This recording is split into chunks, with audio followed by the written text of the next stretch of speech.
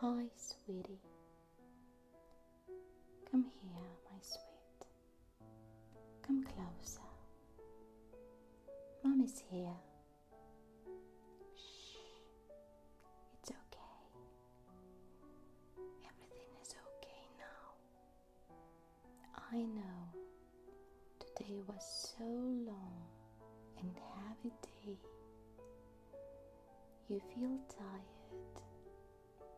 I can see how heavy your eyes are. Just breathe, my darling. Mommy's right here with you. Let me tuck you in property, just like I always did when you were small. There we go. Blanket up to your chin, nice and cozy. Remember those things when you'd crawl into your bed and beg me to read you just one more story. Tonight I'm going to read you again, my love. I brought the little prince for us. We'll start with the very beginning, chapter 1. Nice and slow in English. Just relax and listen to Mommy's voice. Let it carry all your worries away. You don't have to think about anything now. Mommy's here to take care of you, just like before. You are still my little child, aren't you? So close your eyes now. I'm not going anywhere. I'll stay right here until you fall asleep, whispering softly, keeping you safe. Sleep well, my love.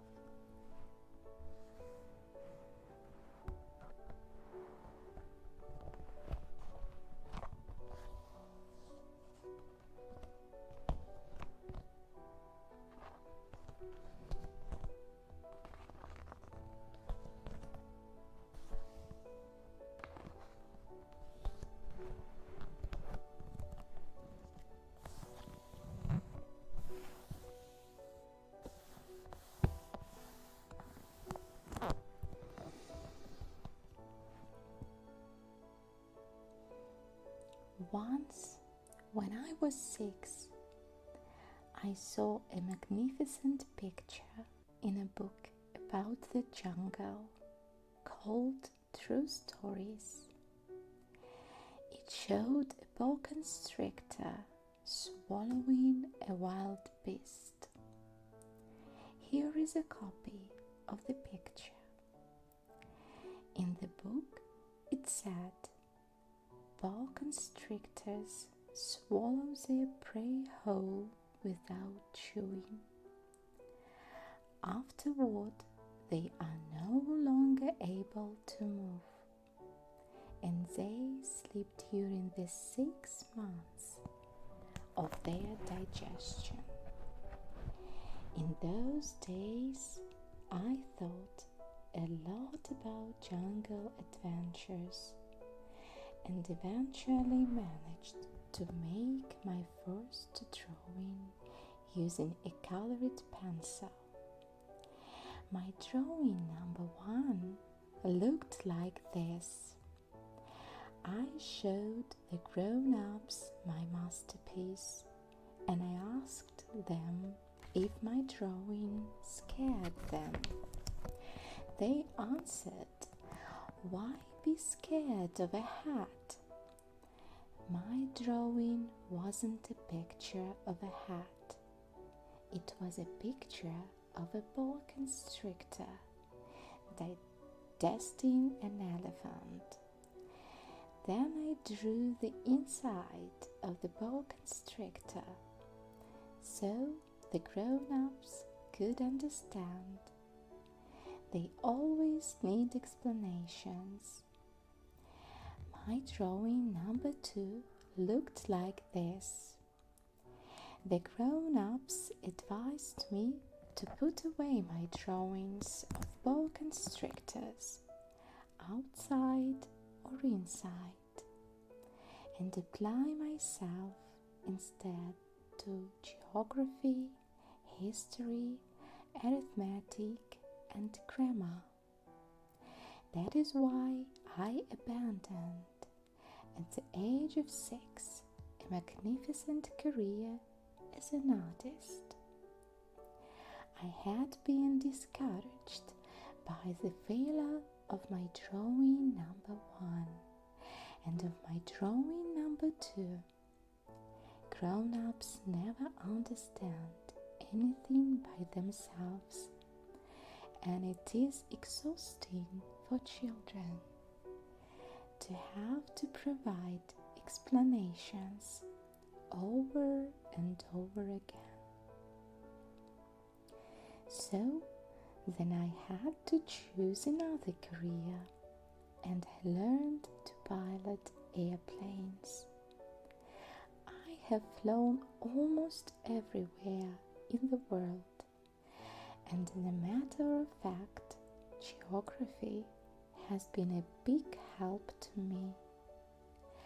I could tell China from Arizona at first glance, which is very useful if you get lost during the night.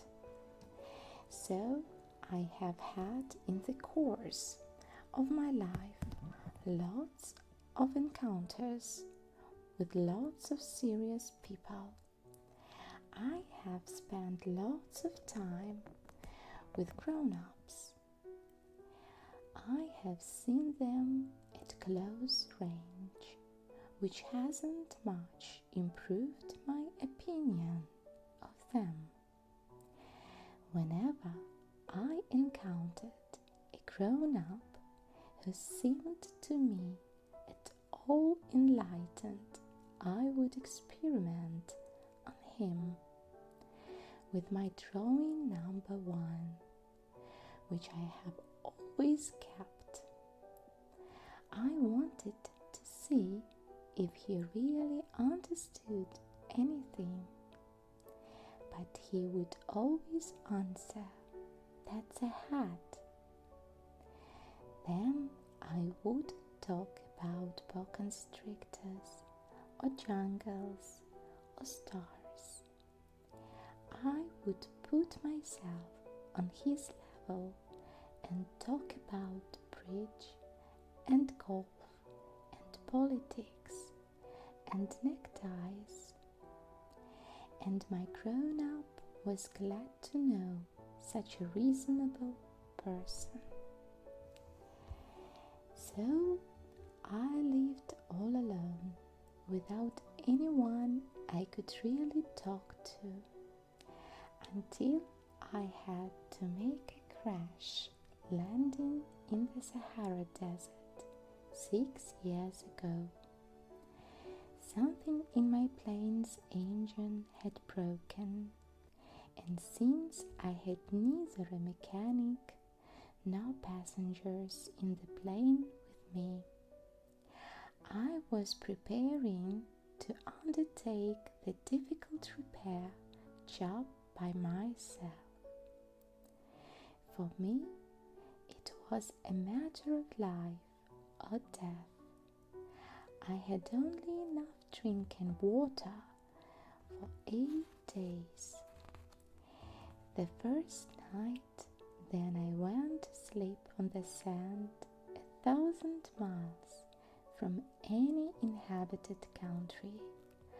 I was more isolated than a man shipwrecked on a raft in the middle of the ocean.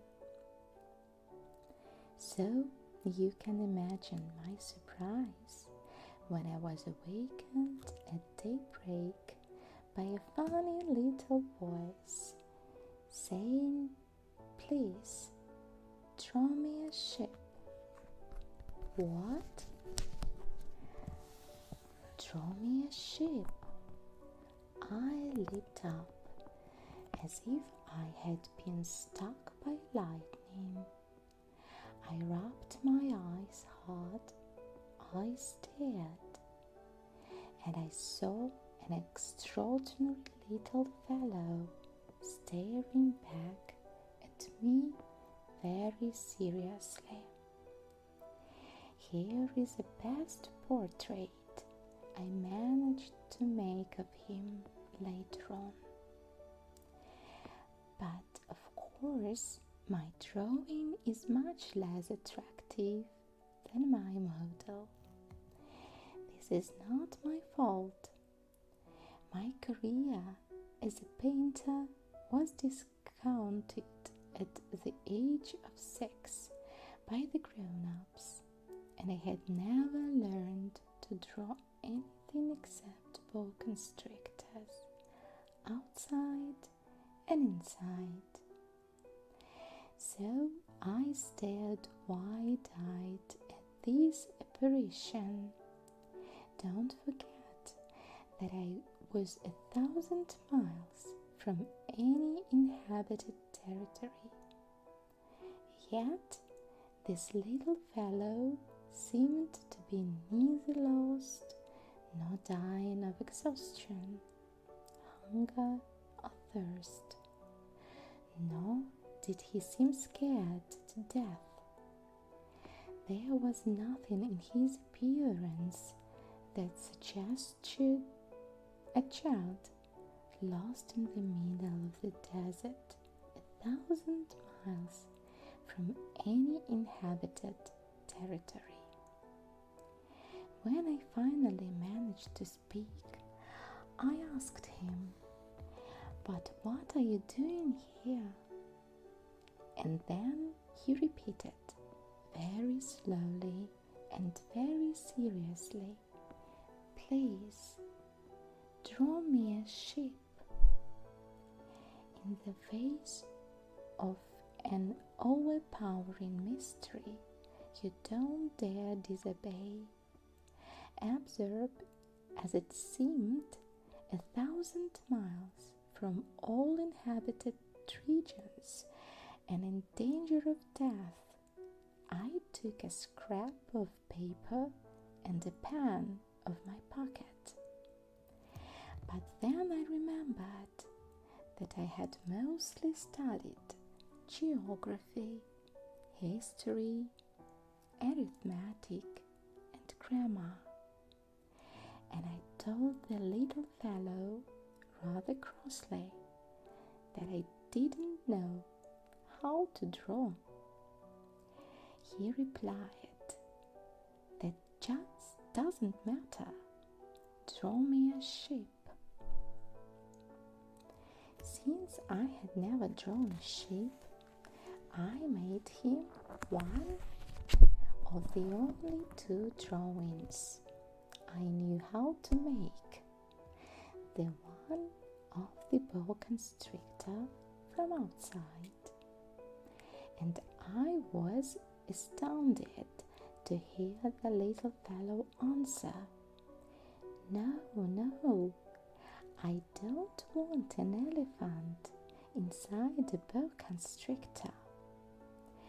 A boa constrictor is very dangerous, and an elephant would get in the way. Where I live, everything is very small. I need a ship. Draw me a ship. So then I made a drawing. He looked at it carefully and then said, "No, this one is already quite sick. Make another." I made another drawing My friend gave me a kind, indulgent smile. You can see for yourself. That's not a sheep. It's a ram. It has horns. So I made my third drawing, but it was rejected like the others. This one's too old. I want a sheep that will live a long time. So then, impatiently, since I was in a hurry to start work on my engine, I scribbled this drawing and added, "This is just the crate. The sheep you want is inside." But I was amazed to see my young critic's face light up. That's just the kind I wanted. Do you think this sheep will need a lot of grass? Why? Because where I live, everything is very small. There should be enough. I've given you a very small sheep. He bent over the drawing, not so small as all that. Look, he is gone to sleep. And that's how I made the acquaintance of the little prince. It took me a long time to understand where he came from. The little prince, who asked me so many questions, never seemed to hear the ones I asked him. It was things he said quite at random that, bit by bit, explained everything. For instance, when he first caught sight of my airplane, I won't draw my airplane. That would be much too complicated for me. He asked, "What's that thing over there?" "It's not a thing, it flies." "It's an airplane, my airplane." And I was proud to tell him I could fly. Then he exclaimed, "What? You fell out of the sky?" "Yes," I said modestly. "Oh, that's funny." And the little prince broke into a lovely peal of laughter, which annoyed me a good deal. I like my misfortunes to be taken seriously. Then he added, "So, you fell out of the sky too? What planet are you from?" That was when I had the first clue to the mystery of his presence, and I questioned him sharply. "Do you come from another planet?" But he made no answer. He shook his head a little, still staring at my airplane. "Of course, that couldn't have brought you from very far." And he fell into a reverie that lasted a long while. Then, taking my sheep out of his pocket, he plunged into contemplation of his treasure. You can imagine how intrigued I was by this hint about other planets, I tried to learn more. Where do you come from, little fellow? Where is this where I live of yours? Where will you be taken, my ship? After a thoughtful silence, he answered, the good thing about the crate you've given me is that he can use it for a house after dark. Of course, and if you are good, I'll give you a rope to tie him up during the day and a stake to tie him to. This proposition seemed to shock the little prince. Tie him up? What a funny idea! But if you don't tie him up, he'll wander off somewhere and get lost. My friend burst out, laughing again. Where could he go? Anywhere, straight ahead.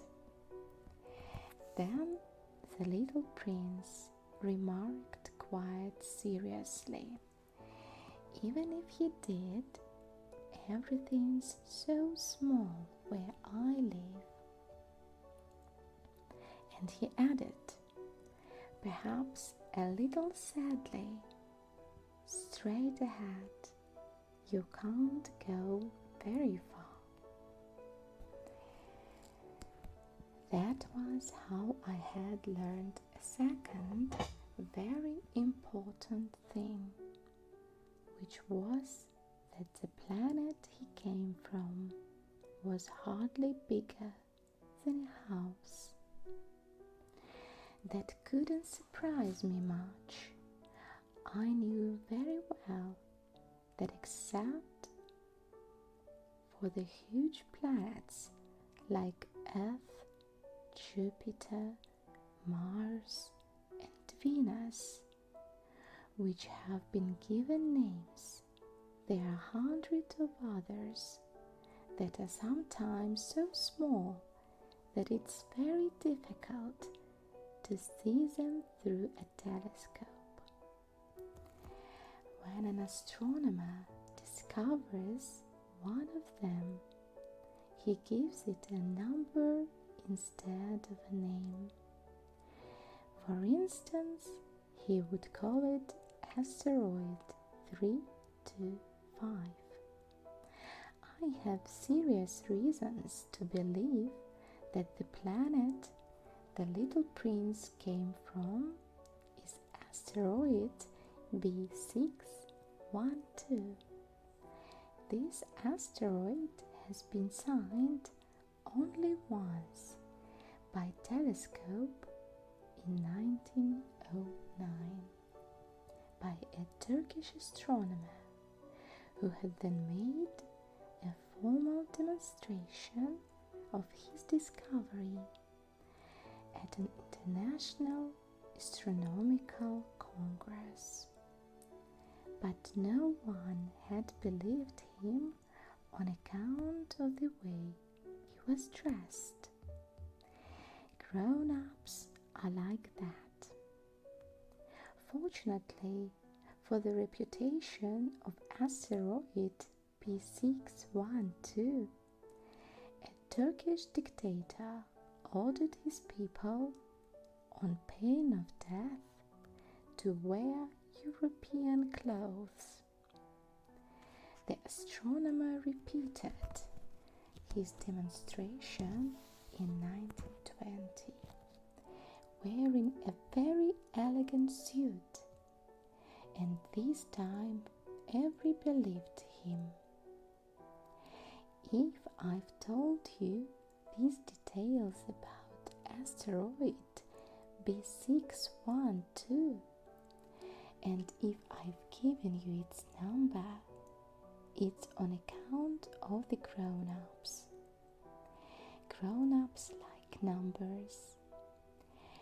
you tell them about a new friend, they never ask questions about what really matters. They never ask, what does his voice sound like? What games does he like best? Does he collect butterflies? They asked, how old is he? How many brothers does he have? How much does he weigh? How much money does his father make? Only then do they think they know him. If you tell grown-ups, I saw a beautiful red brick house with geraniums at the windows and doves on the roof, they won't be able to imagine such a house. You have to tell them, I saw a house worth 100,000 francs. Then they exclaim, what a pretty house!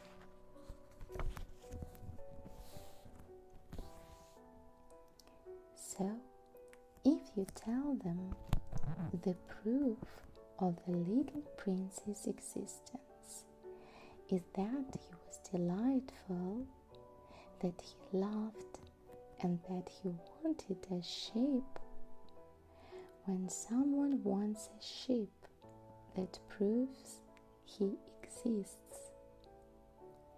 They shrug their shoulders and treat you like a child.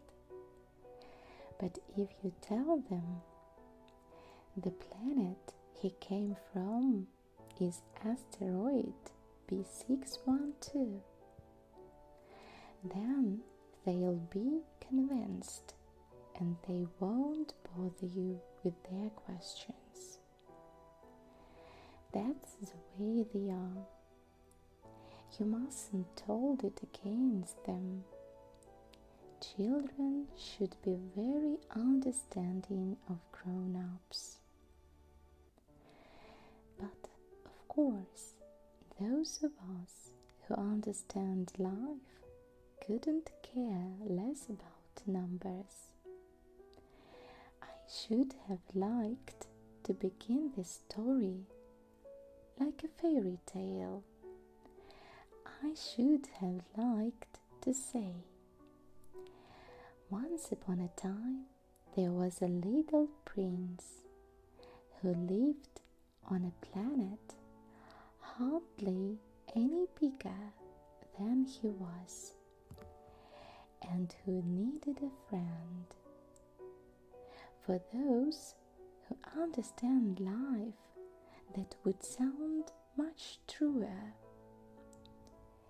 The fact is, I don't want my book to be taken lightly.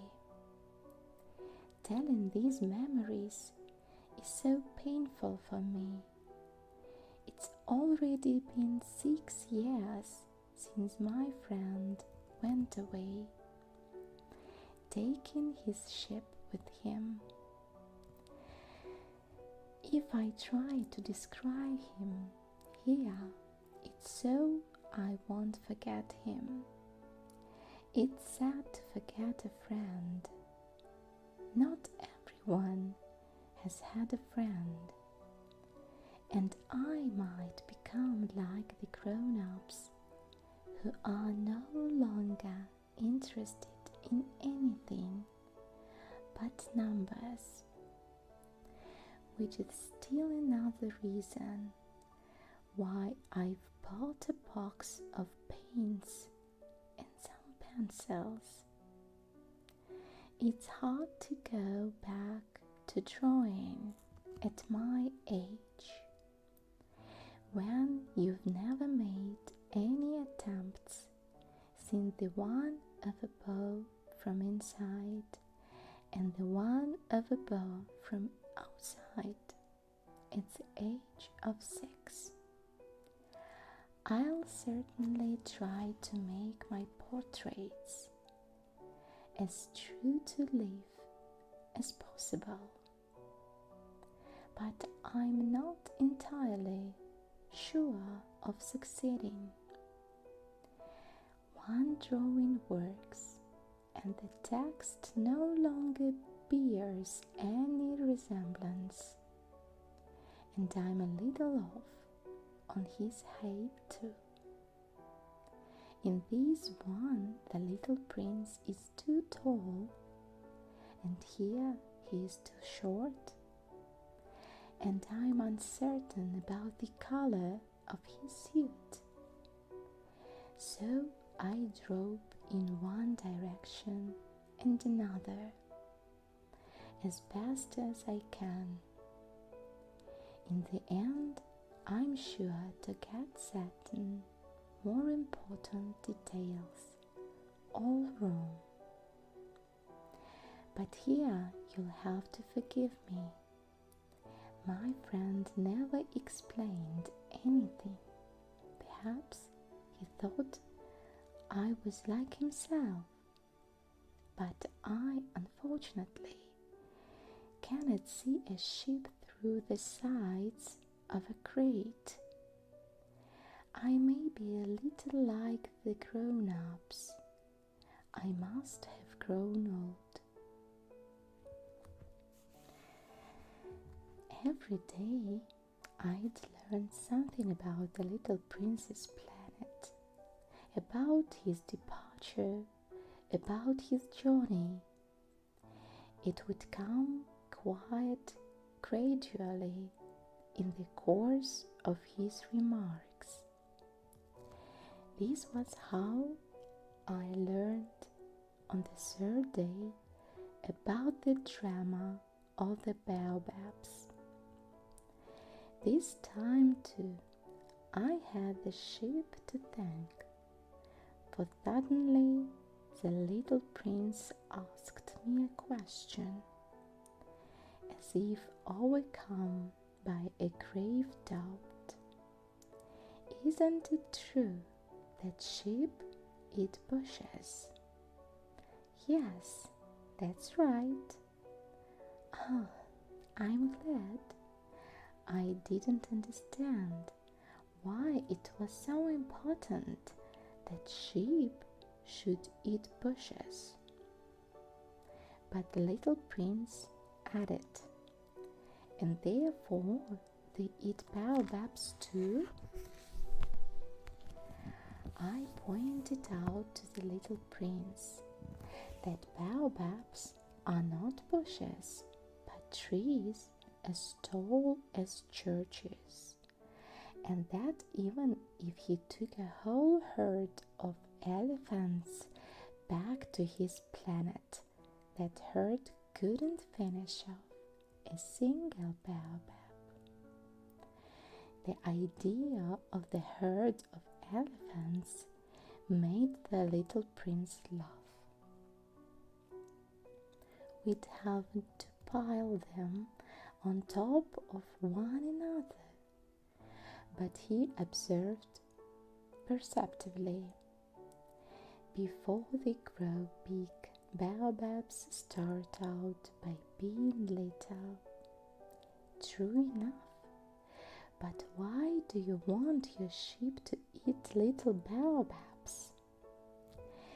He answered, "Oh, come on, as if we were talking about something quite obvious." And I was forced to make a great mental effort to understand this problem all by myself.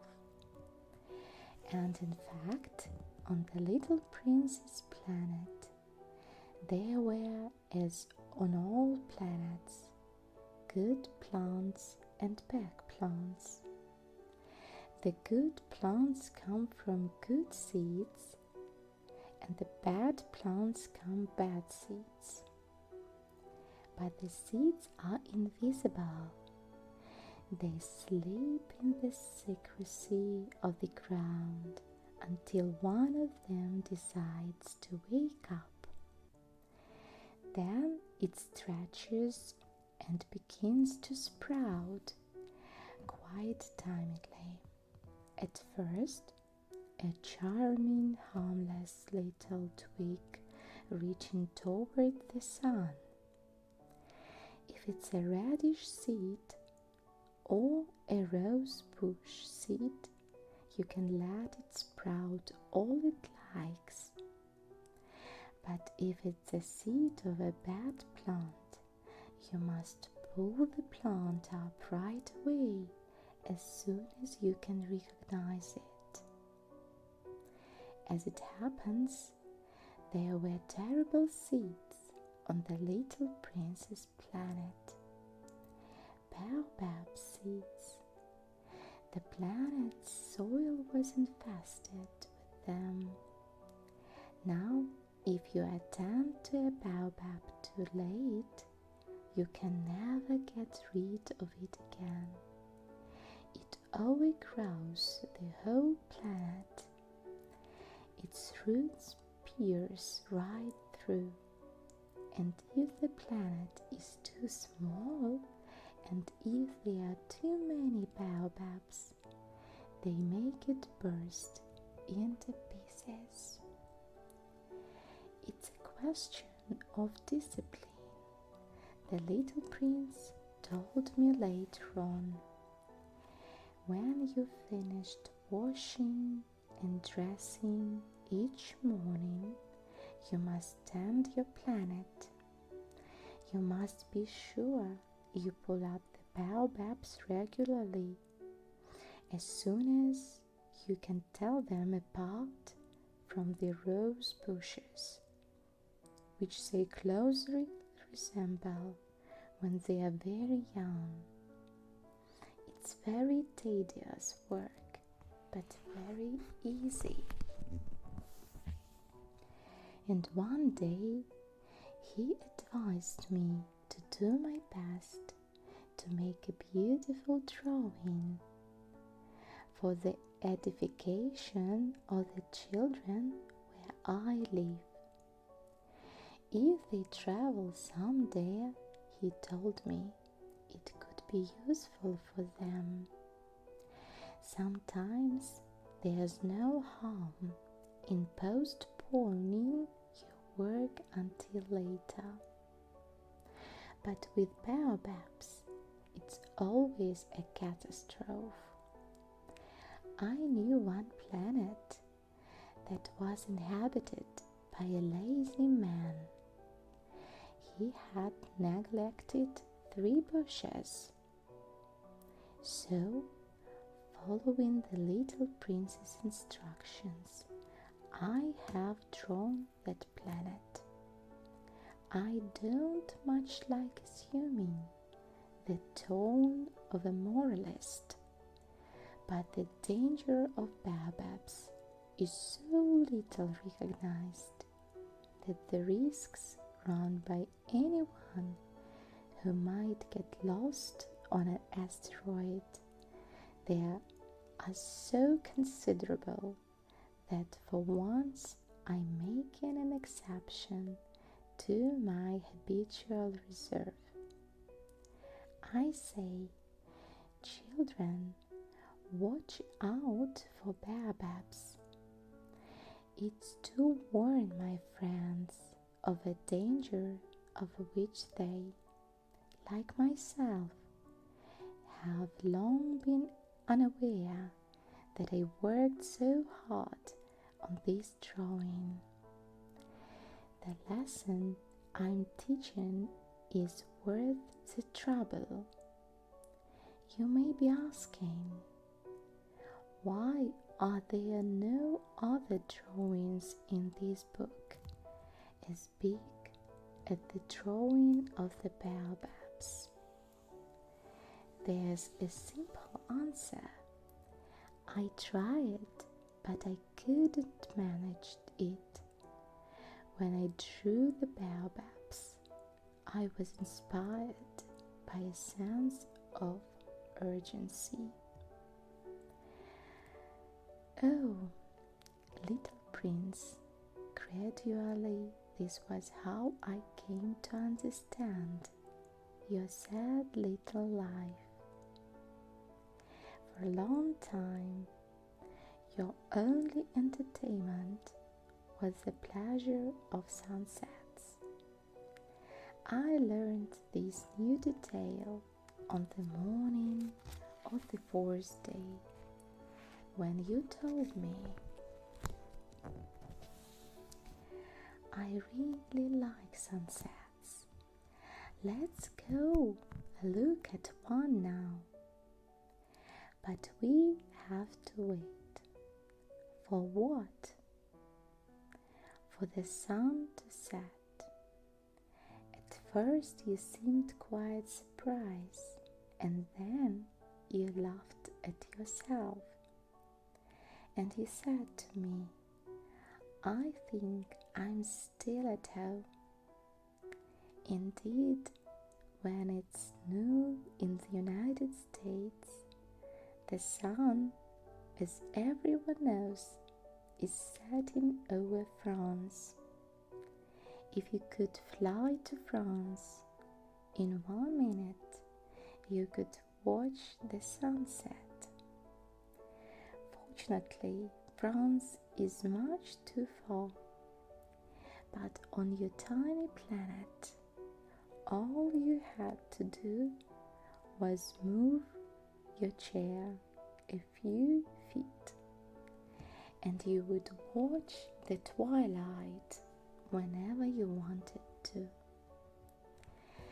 One day I saw the sun set 44 times, and a little later you added, you know, when you are feeling very sad, sunsets are wonderful.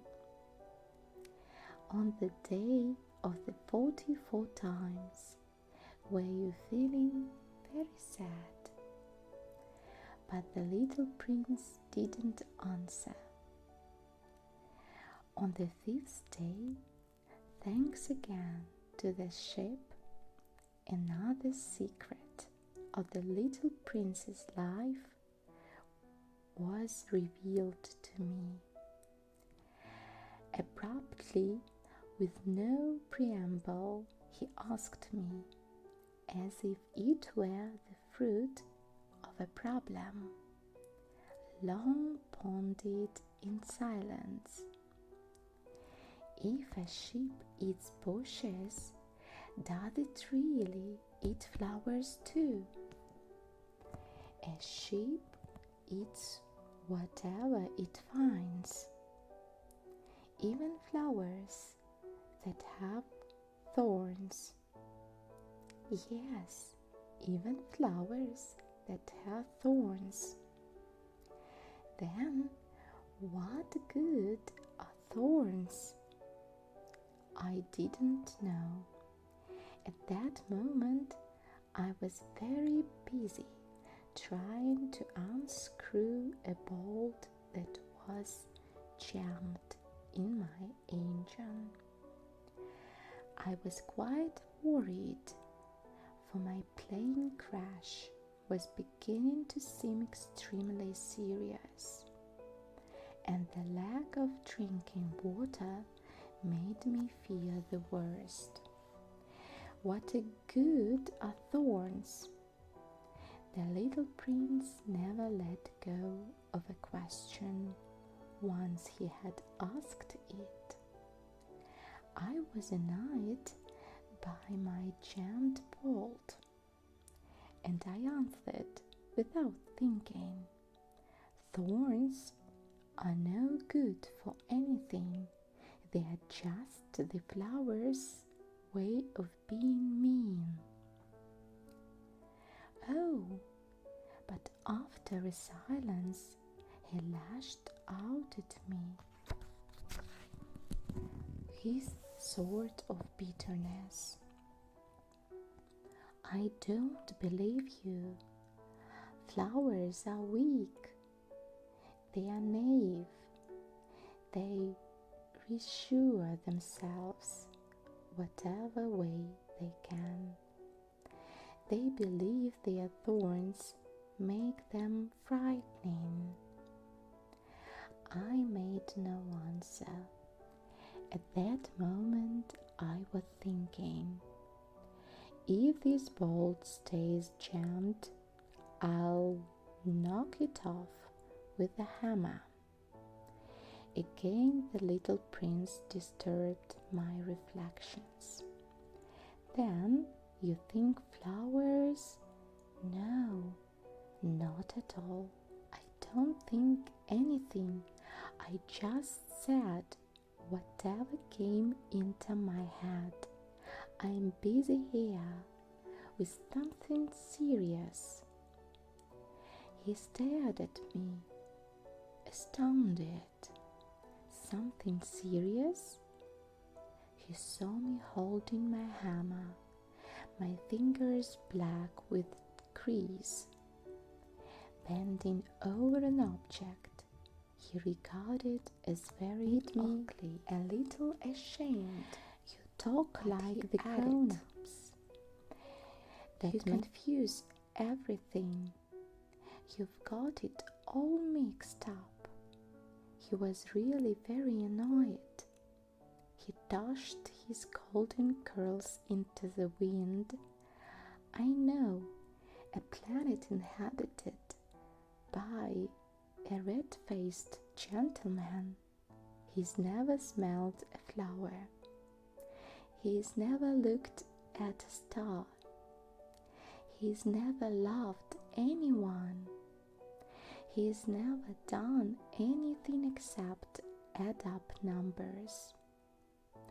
And all day long he says over and over, just like you, I'm a serious man. I'm a serious man. And that puffs him up with pride. But he is not a man at all. He is a mushroom. He is a what? A mushroom. The little prince was now quite pale with rage. For millions of years, flowers have been producing thorns. For millions of years, sheep have been eating them all the same. And it's not serious trying to understand why flowers go to such trouble to produce thorns that are good for nothing. It's not important that the war between the sheep and the flowers. It's no more serious and more important than the numbers that fat red gentleman is adding up. Suppose I happen to know a unique flower, one that exists nowhere in the world except on my planet, one that a little sheep can wipe out in a single bite one morning, just like that, without even realizing what he is doing. That isn't important. His face turned red now, and he went on. If someone loves a flower of which just one example exists among all the millions and the millions of stars, that's enough to make him happy. When he looks at the stars, he tells himself, my flower's up there somewhere. But if the sheep eats the flower, then for him it's as if suddenly all the stars went out. And that isn't important. He couldn't say another word. all of a sudden he burst out sobbing. Night had fallen. I dropped my tools. What did I care about my hammer, about my bolt, about thirst and death? There was on one star, on one planet, on mine, the earth is little prince to be consoled. I took him in my arms. I rocked him. I told him the flower you love is not in danger. I'll draw you a muzzle for your ship. I'll draw you a fence for your flower. I didn't know what to say, how clumsy I felt. I didn't know how to reach him, where to find him. It's so mysterious, the land of tears.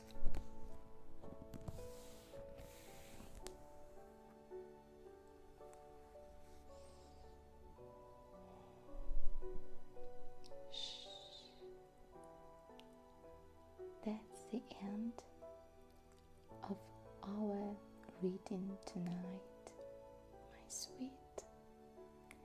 Did you like it? I saw your breathing getting slower and slower while I was reading. You did so well today, my darling. Mama's so proud of you. Now it's time to really let go.